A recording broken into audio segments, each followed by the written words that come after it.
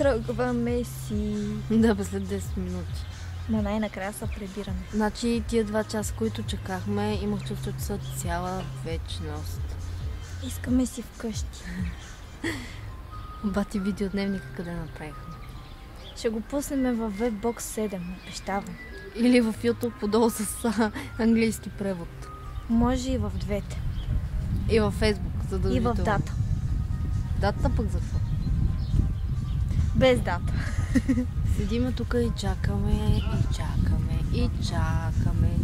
И да не пропуснем, ужасно е.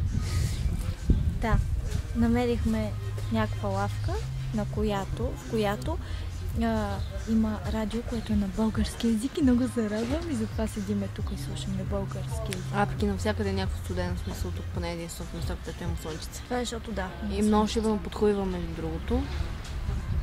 И чакаме всеки момент да ни дойде влак. Нямаме търпение да се качваме и да почнем да си отсветяваме картинки. Да. Това е за сега.